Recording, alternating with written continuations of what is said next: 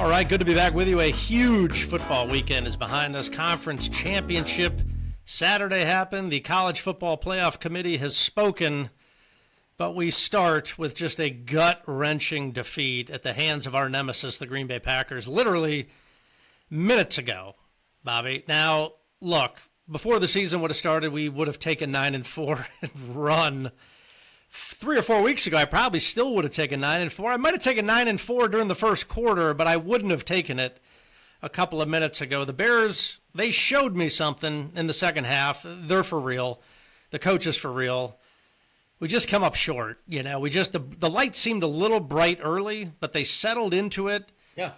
They fought back. Just your initial thoughts, Bob. A gut-wrenching defeat here at the Packers. Well, you thought they weren't letting him throw because he didn't trust him? Are you still sticking with that? Because halfway through the second quarter, I texted you and said, at some point you have to let this guy throw the ball. And he was fine I don't know fine when he did. We'll talk about what does fine mean for Caleb Williams, but you still stick with that? They just didn't trust him early?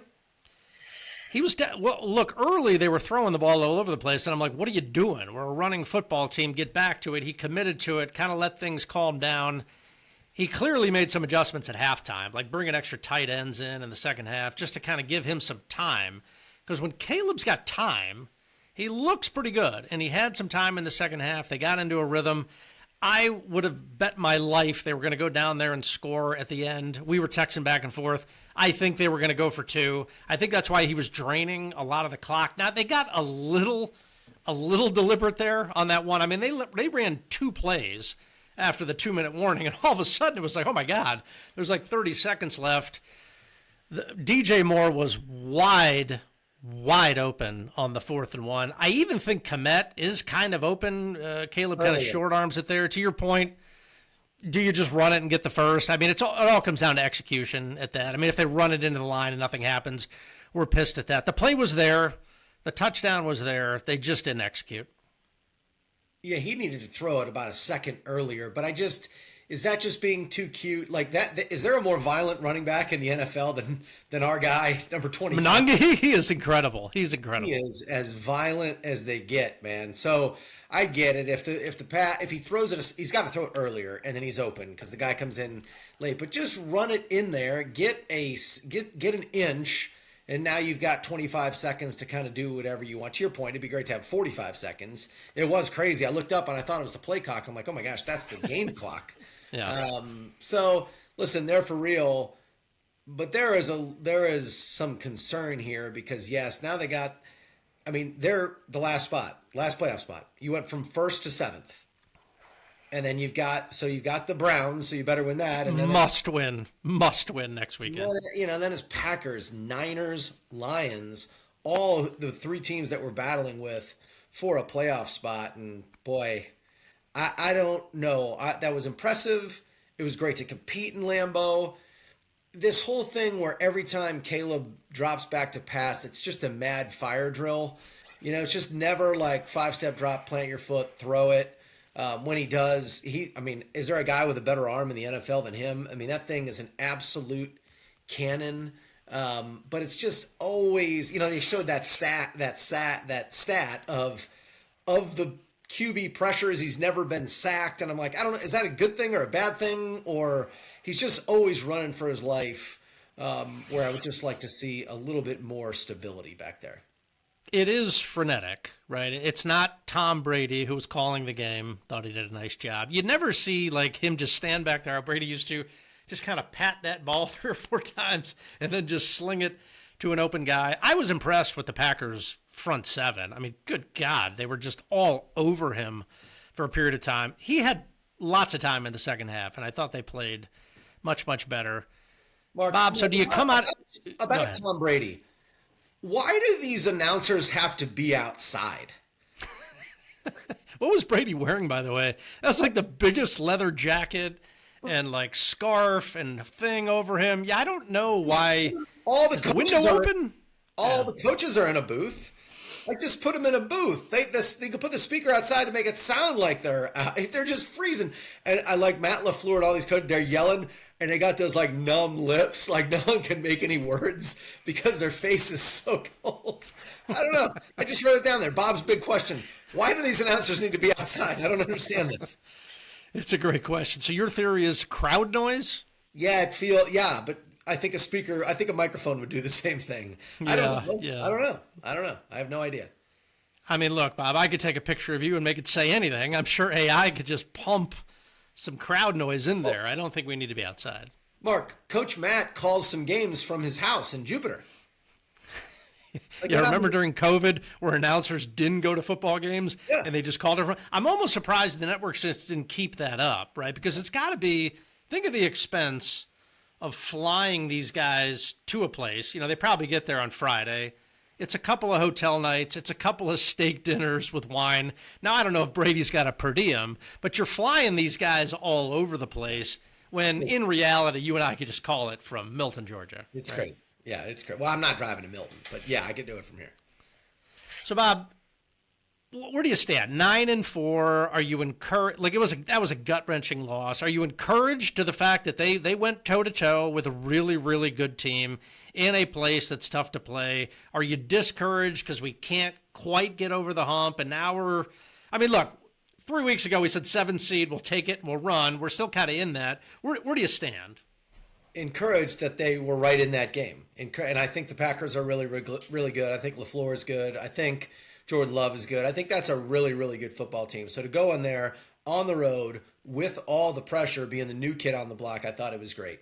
And I guess if you look at all these schedules, like I'm concerned about the Bears schedule, but you look at all these schedules, the Lions, they got to play the Rams, they got to play the Steelers, which the NFL is drunk. What are the Ravens doing? Like, what's going on over there? What are the Bucks doing? How the Bucks lose into the Saints? It's just, people that gamble on the NFL need to have their head examined. You can't tell anything. So all these teams, they've got to play good teams. Let me look at the Packers schedule. They got to go. Did you see the end of the Ravens game? Yes, I did. What? I mean, how is that not I don't even know what's going on. And I had the Bucks and Survivor. Did you as well? They lost. I had the Bucks and Survivor. yeah, naturally. I mean, the Packers got to go to the Broncos. They got to come to the Bears. They play the Ravens, which they stink, and then the Vikings. So I don't know. We'll see. It's encouraging. It's fun football. Like, we're tuning in, we're watching, we're in it, we're texting each other. It's been a while since that happened. Meaningful football. But now, all of a sudden, the Browns with Shador, a must-win next Sunday in Soldier Field. I'll feel much better a week from now if we're sitting at 10-4 rather than just coming off of this crushing defeat. A team that did not get a crushing defeat and, in fact, exercised some real demons. How about them Dogs? I got to tell you what, Bob. Championship Sunday, we should probably talk about these championship games. I don't know what they mean, what the point of it is. I'm not really sure what's going on. One guy who gives a shit about championship Saturday, Bob, Kirby Smart. I mean, that guy was all in. And I'm on this other text string, Bob, with these Georgia fans. They got a real thing with Alabama. I mean, Kirby Smart is 104, and all 4 losses are to Alabama. It's this hump that they had to get over. They played really tight, but they dominated them. And it was almost felt like a little bit of the, I know Georgia's won more titles recently. That felt like a little bit of a passing of the torch. Like, all right, now, Georgia, you are the official big boy on the block in the SEC. What did you think of the Dogs winning the SEC title? As I watched it, I'm like, is Alabama going to get in? Like, they didn't look great. That quarterback didn't look great. They looked overmatched. Like, we'll get into the SEC bias with, oh, by the way, 3 of the top 5 teams are Big Ten teams, but whatever. They looked like I know they weren't going to be let out. Now, I don't know. Yeah, where do you stand on where do you stand on Alabama getting in these conference championship games? Because look, the same logic did not apply to BYU. So there's not this, hey, we're not going to penalize you for being in this game. Where do you stand on the? Because apparently the games meant absolutely nothing. Georgia went in at 3, win, they stay at 3. Indiana, Ohio State were 1-2, play the game, they're still 1-2. Alabama didn't drop out, BYU did. Where do you stand on all this? I've spent the whole day knowing we were going to talk today trying to figure out my theory. I have no theory. Explain to me how Duke is not in. It's a great argument. I mean, what's the point? ACC. This is not the Sun Belt. This is not. It's the ACC. It's one of the major conferences, and they won the championship. How are they not in? I'd rather them in than James Madison or Tulane. What we're doing with those two teams is moronic. Like, either these games, get rid of the games. Now, the ACC tiebreaker thing was stupid. Like, Miami should have just been in that game, and that would have probably gotten Notre Dame in, which I can't wait to talk about that because Miami would have won that game. But you're right. I mean, it's not Duke's fault that they got in there in the tiebreaker. They won it. Just put them in. Tough shit that they have 5 losses. I don't like it, but what's the point? What are the ACC team meetings like next year? What is the commission? What is the commissioner doing right now? He's like, all right, like our champion is not in. Like, I'm not saying they're one of the 10 best, 12 best teams in the country, but they won the damn league, and it's one of the big conferences. So. I don't know, man. I don't know. Our Ohio State friends, he made a good point. He's like, I thought these results don't matter. Why is Ohio State number 2? It's a good point. It's a good point. Why aren't they number 2? Head to head, which I'm told is the only thing that matters. So they have to be number 2. Let's touch on real quick Curt Cignetti. I don't think we probably need a whole pod dedicated to this guy. This might be the greatest coaching performance in the history. I'm done with Cignetti, by the way. Well, hold on. I'm done with him. What this guy has done it's great. In 2 consecutive years, I'm not positive has ever been done before. There's a lot of Bill Snyder was often credited as the greatest reclamation project in the history of college football because Kansas State, prior to him showing up, had the worst winning percentage in the history of college football. He made them respectable, got on the doorstep of the BCS a few times, won the Big 12 a handful of times. Curt Cignetti he just won the Big 10. He just beat Ohio State, looked like the better team to me. They are the number 1 seed going into the playoffs. I'm not sure how to explain what Curt Cignetti is doing with just a bunch of transfers and portal guys and 2-stars. How do you explain this? You can't. Where money and blue bloods, and apparently Lane Kiffin has to go to LSU because that's where you go to win national championships.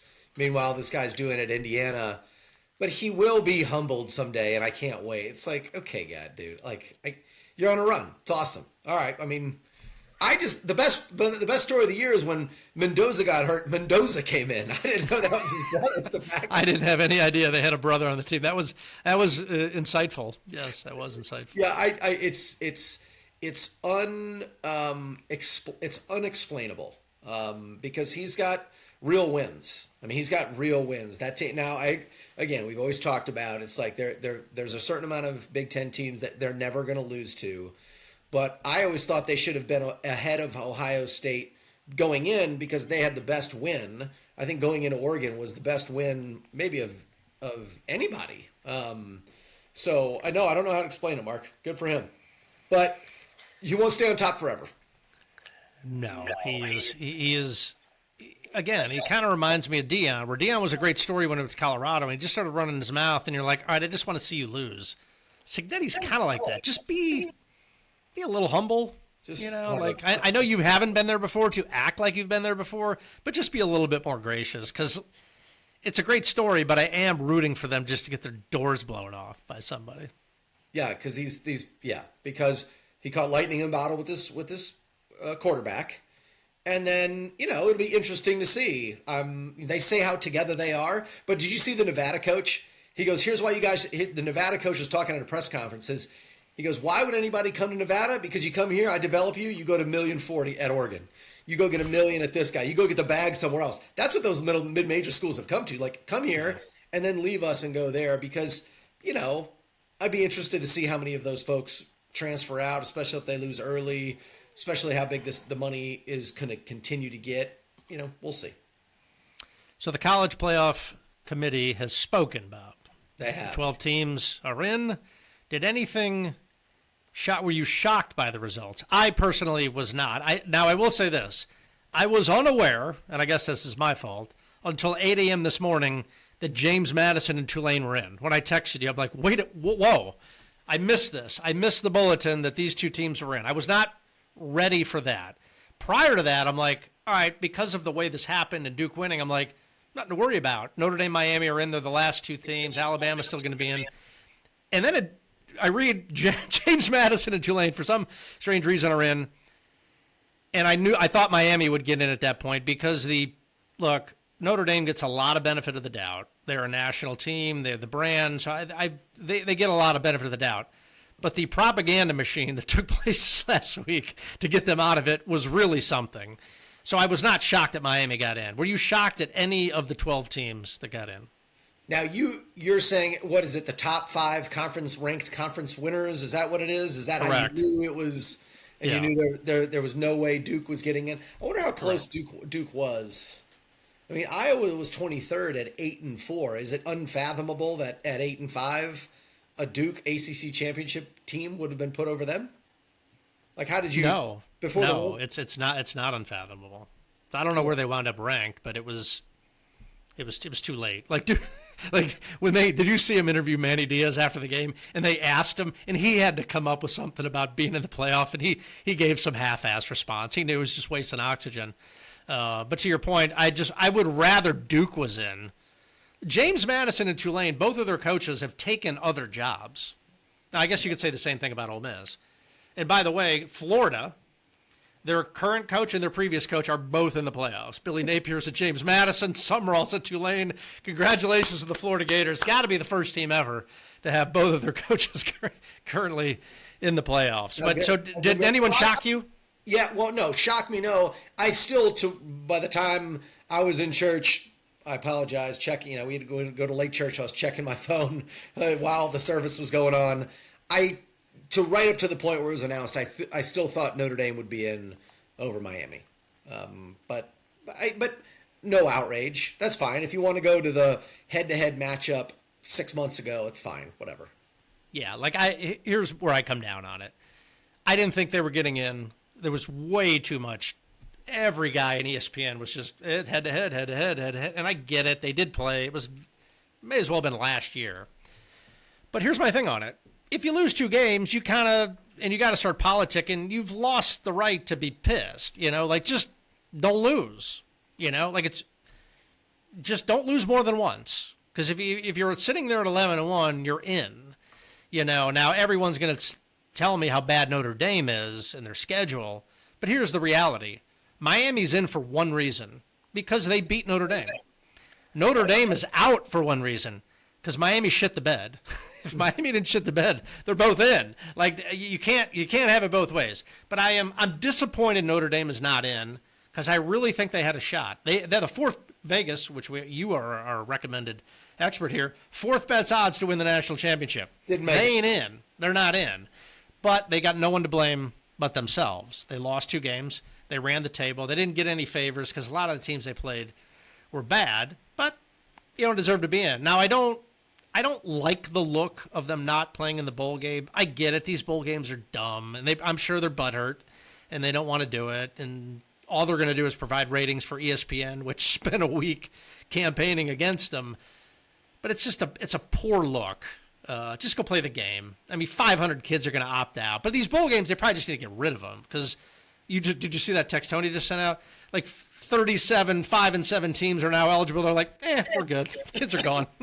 There's still some good games, though. It was crazy because as I saw that text and everything, and I was looking like, are there any bowl games happening? And there's actually still some decent bowl games. If you look like... What do you got? Lay it on me. What do you got? Okay, here, hold on.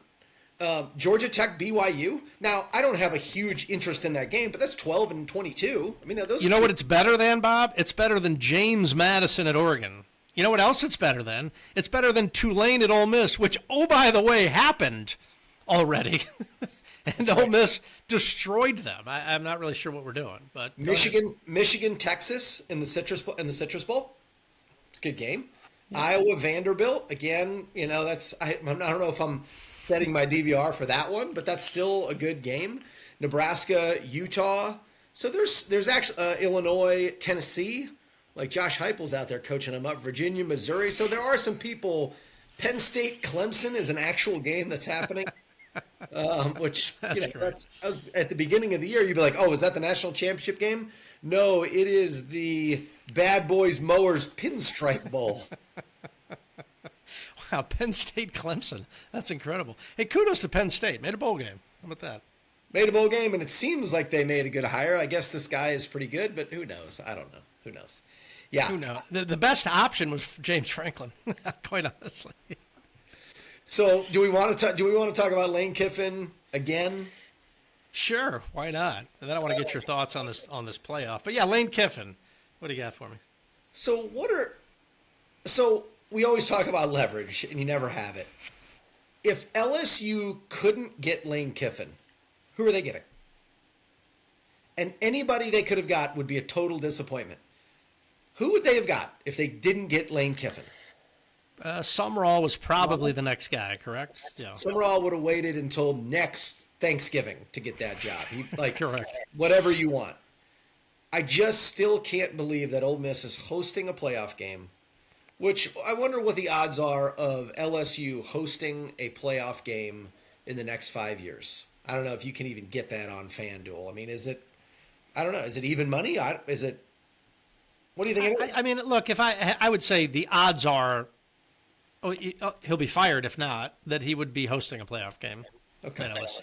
So I know we belabored this point. Everybody belabored this point, but I can't believe they're sitting there hosting a playoff game. There's going to be a college football playoff game in Oxford, Mississippi, and he's not going to be coaching it. I just don't know how he just doesn't tell LSU, like, I'm not taking the job unless I coach this team all the way through.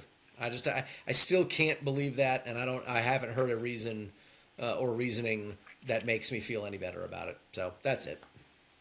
Yeah. Well, Lane Kiffin. How do you feel about Summerall, Bob? He's your coach. He's playing the aforementioned Ole Miss Rebs. Are you rooting for Summerall to pull off the upset, or do you want him just to get to Gainesville and start working on the Gator Nation? Put one bit of thought into it, but let me see. How do I think about it? I think I want Ole Miss to go all the way. So yeah, I'll be rooting for Ole Miss. So down with Summerall. Down with Summerall. I really want Billy Nate. No, the guy is still coaching James Madison. He's still coaching, but is Billy there? Like, is he in the building? Is he coaching? Like, walk me through Billy Napier's weeks. So they are preparing to go to Oregon. Does he go to Oregon? No, what does Billy Napier do? It's like this. Hold on. Walk me through this. For those who are viewing, like, they're watching film, and then Napier's like, "Hey guys, what's going on in there?" I don't know. What, Billy?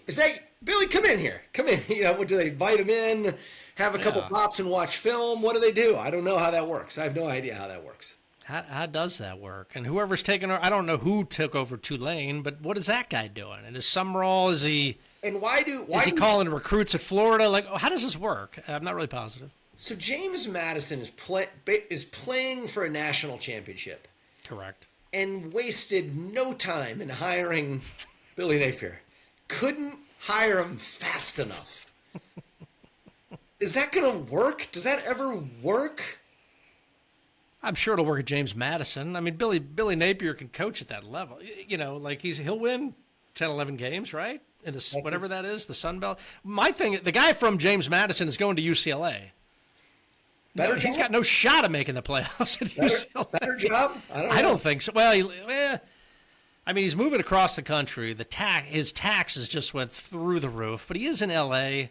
Where's James Madison? It's in Virginia, correct? Virginia.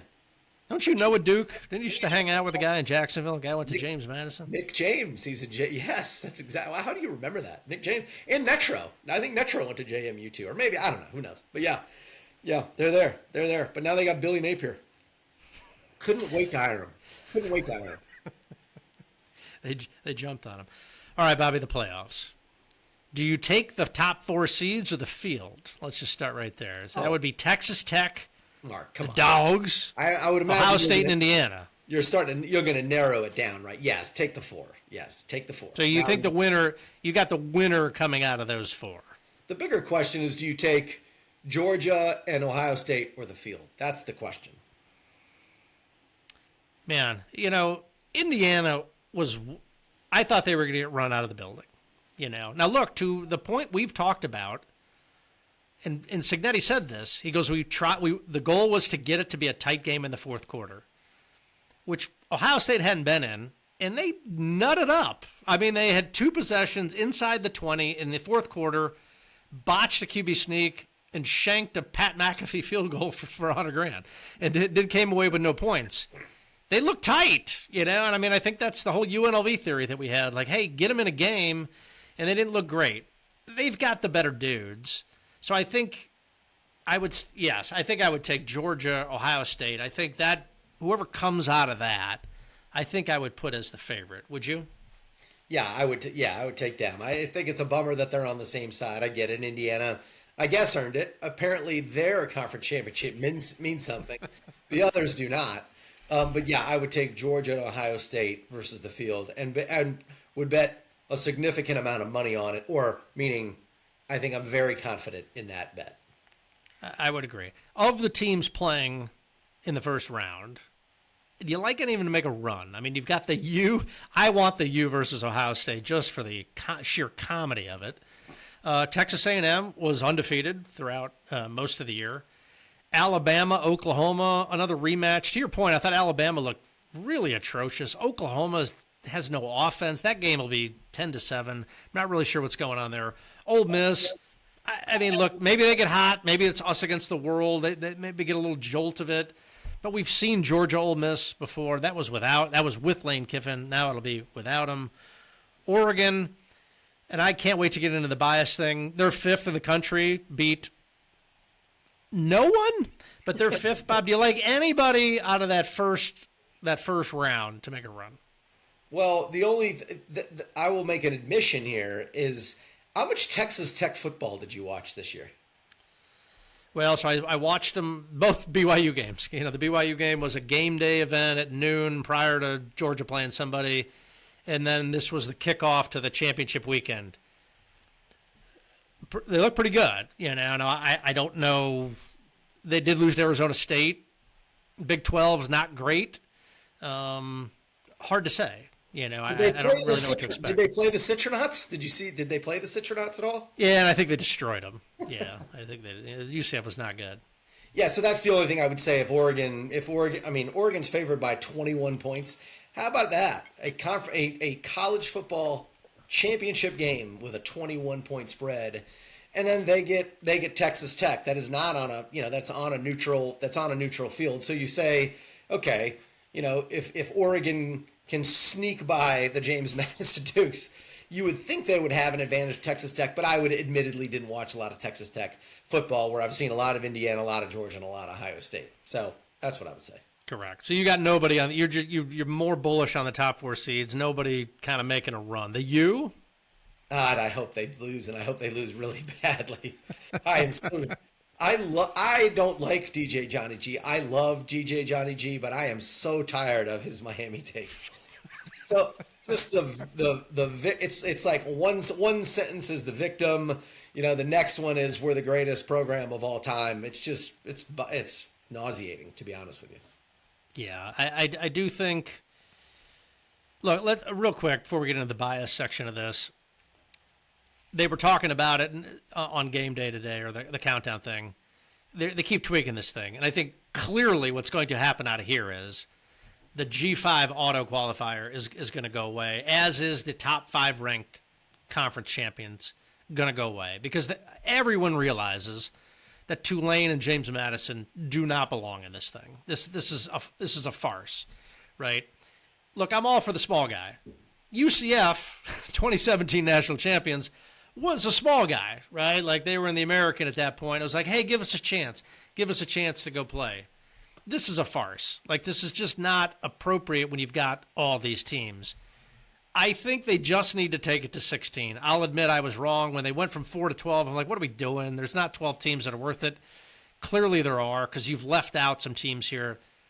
Notre Dame, Texas, Vanderbilt, BYU, none of them are playing for the title. Like, if Notre Dame was going to Oregon, what is that spread, Bob? A point? Notre Dame might be favored. I don't know, but it ain't 21. No. Do you think this thing just goes to – I don't know if they can. I don't know what the rules are on it. But clearly they're going to modify this G5 thing. Or do they just go right to 16? No, I don't think they'd go to 16. At some point, you have to put a cap on this thing because you just start running out of time. I mean, the championship game, as it stands right now, is January 19th. When are you going to take this thing till February? So I think I actually like this because if you look at the rankings, so you've got this top 10, and you take those stupid G5 out of there, you get Notre Dame and BYU. Okay, Texas doesn't make it. Well, Texas lost to Florida. That should be an automatic disqualifier, right? And then, Vanderbilt gets left out. Utah gets left out. So I think without those automatic qualifiers, I think 12 is the right number. Yeah, I wouldn't have a problem with it. Yeah, because I agree. Like BYU, no one's even talking about them. They really got screwed in this deal. I mean, they have more wins than Miami and Notre Dame, and they lost to one team. They happen to be the same team both times, and supposedly you're not supposed to get hurt in the conference championship game. BYU's got the biggest gripe out of this. They're just no one cares about BYU. So that's what I was going to ask. I was going to ask you so one of the questions is who got screwed the most? BYU. So I think it's BYU. Well, there's three candidates. BYU, you already made the case. Notre Dame and Duke. You still, out of those three, you think BYU deserves to be in there and got screwed the most? Yeah, based on the way it's currently set up, I think BYU got screwed the most. Because, look, we saw Alabama quite honestly looked uncompetitive, right, against Georgia. Did not look good. I mean, that game was not – it's kind of – the score is almost closer than it really was. I mean, that game was like never in doubt. And nothing happened to them. BYU – a lot happened to him, and like if it all came down to it, it came down to basically Notre Dame, Miami, BYU. Head to head, as we've learned, is the only data point that seems to matter. But BYU has more wins than both of those teams. Yeah. And they have, so if BYU didn't play Texas Tech, they're at 11-1. Are they in? I think they have the biggest beef, but just nobody gives a shit about BYU, is what happens. Notre Dame is the lead story, but I think BYU got screwed the most. Yeah. I think it's between BYU and Duke. And I didn't think I was going to say that, a day ago, but I just can't.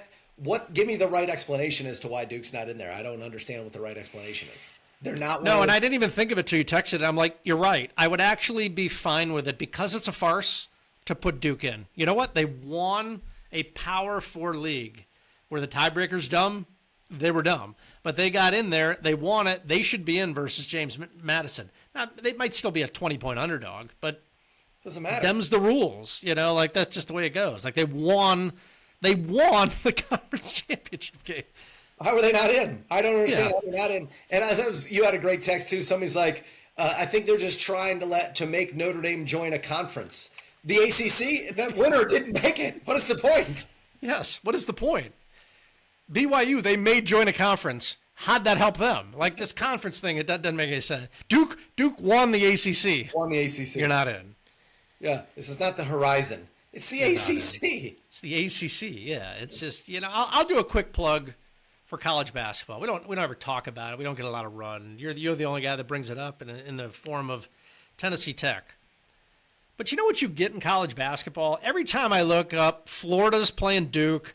Duke's playing Michigan State. Kentucky's playing Gonzaga, and Kentucky's playing North Carolina. Preseason schedule, or not preseason, but the non-conference schedule, incredible. It's just every top 10 matchup that you can get.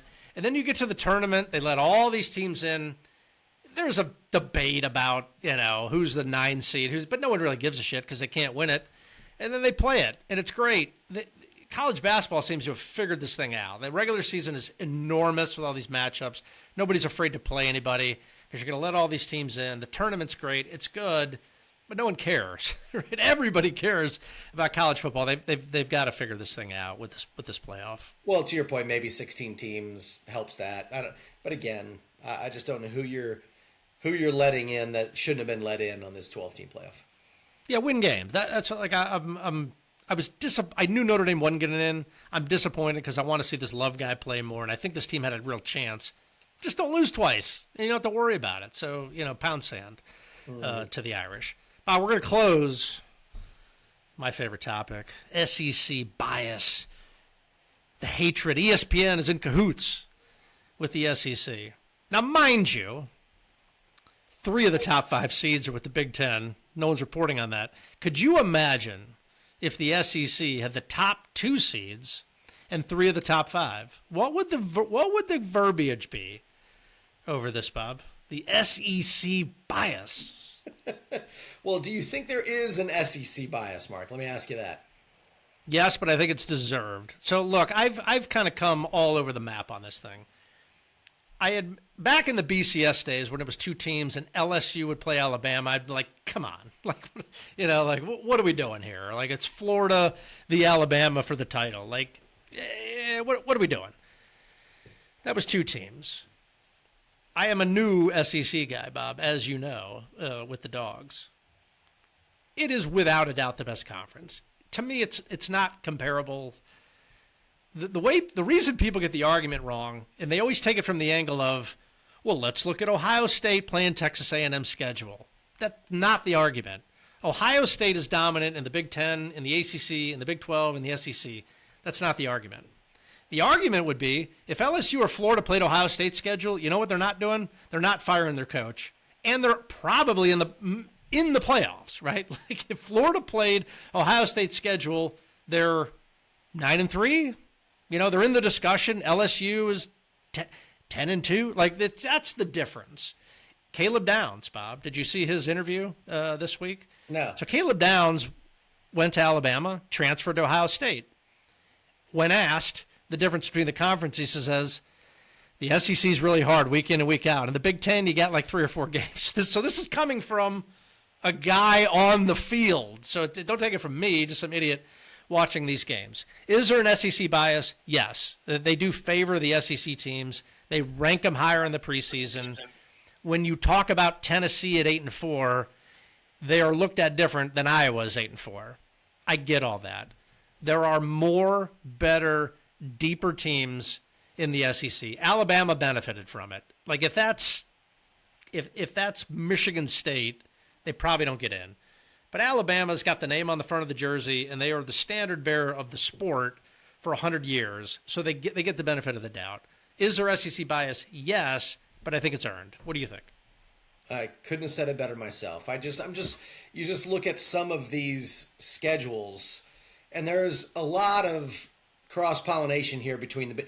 Did you remember that Oklahoma beat Michigan?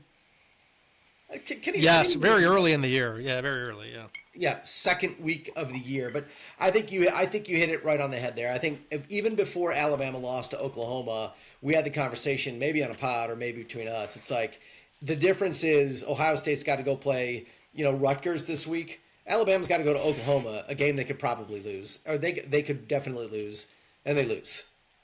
So I just think the depth, but also if we just look at the rankings. I don't know if my website is right. It says ESPN. I'm not positive it's right. But there's only one team in the SEC in the top 5. Only one. That's my point. Like, no one is talking about. Look at Oregon's schedule, Bob. Tell me what Oregon did to be the 5th best team in the country. They beat Montana State handedly. Wow. Oklahoma State, who then fired their coach. Northwestern. Oregon State. They beat Penn State, who was 3rd in the country at that point. At that moment in time, yes, I think that was a big win. They won in 2 OTs, by the way. 2 OTs it took them to get there. Then on their home field, they get boat raced by Indiana.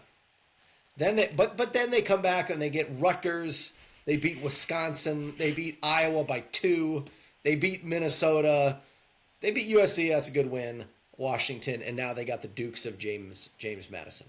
Yeah, so it's just it's not the same, And I think you saw the interaction between Greg Sankey, the commissioner of the SEC, and Kirby, who Kirby loathes at this point. He's all over him about this 9-game schedule. Says it's the dumbest thing that they ever did because they got hoodwinked into the strength of schedule argument for the playoffs. And Kirby Smart is, you just gave us 8 more losses. Like, what's the point of this? It's silly. It's dumb. The committee only cares about the number after the dash. Yeah. It's not by a million. And this is where the argument always goes awry because people go, I'm not talking about Ohio State. Well, but Eliminate Ohio State from this. Let's talk about Ohio State for a second, because I agree with you. We've talked about it. They're good. They're good. They're good. They're good. They beat Texas by 7 points. Grambling, Ohio, Washington, Minnesota, Illinois, Wisconsin, Penn State, Purdue, UCLA, Rutgers. Yeah, Michigan. Maybe they're not as good as we thought. I mean, maybe they're not. I don't. They haven't really. Look, they played Texas. And every Ohio State fan wants me to tell me how shitty Texas is because they're in the SEC. They were fingernailing that thing to win, right? And look, if we're being like we talk about bias here.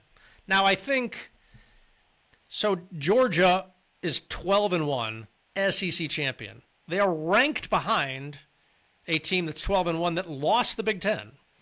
Okay, correct. And oh, by the way, there's a common opponent of Texas, and I know head-to-head is the only thing that matters. And this is about as close as we can get to head-to-head. Georgia boat raced Texas. Ohio State barely won. So if the situation was reversed, people would be losing their mind. You just made your point. I'm going to add a fourth team to who got screwed the most. Georgia. They got screwed. How are they not a 2 seed? Why are they not a 2 seed? I have no idea. I have no idea. Now, I think they gave them a better path, right? I mean, it's kind of like, okay, go play the winner of Tulane and Ole Miss without their coach. Maybe that's a better draw. I don't really know. You got to be careful about wishing who you play because Ole Miss could catch fire. Ole Miss could be the team to beat, right? Like you're going to be rooting for them. I think people are going to be rooting for them. But why is Ohio State ranked ahead of them? I have no idea. There's no data point that suggests they're better, right? It's a great question. Why are they ranked ahead in the most in a league that gets the most bias and the most favor? They are behind 2 Big Ten teams. Right. That's what I'm saying. If it was reversed, people would have lost their minds. 3 of the top 5 of the Big Ten, and no one seems to care. Oregon just seems to somehow get a path. But look, it doesn't matter. They're going to go decide it on the field. We're going to see what happens. I think we both agree. After all this being said, I think the Georgia, Ohio State, kind of who comes out of that. But we might be just missing the boat on Indiana and just keep doubting them, and the Cignetti wins it. But I don't know.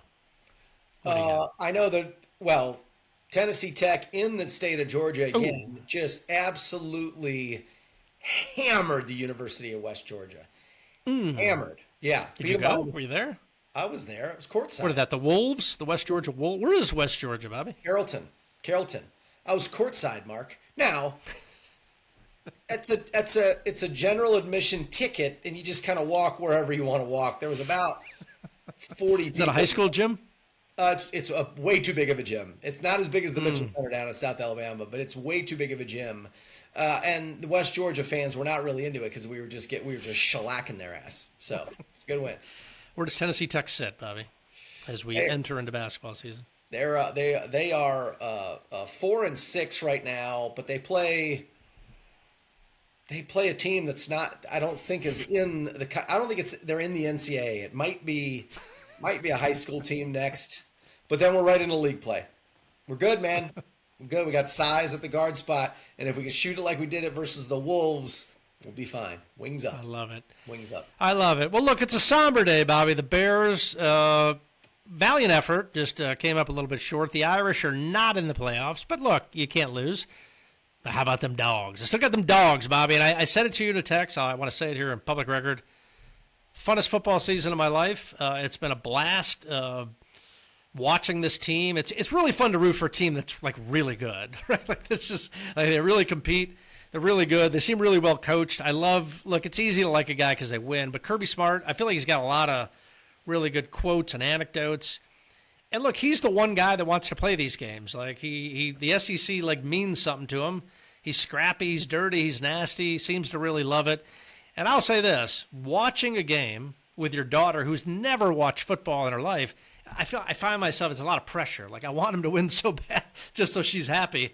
But the dogs remain. It has been a blast. But we've got a big one at home, Soldier Field next week, Bobby, against the Browns. Are you confident? Very confident. We're going to win that game. And I am confident we're going to start doing movies again. Let's do it, Bobby. Why not us? Why not now? We'll see you again on the podcast.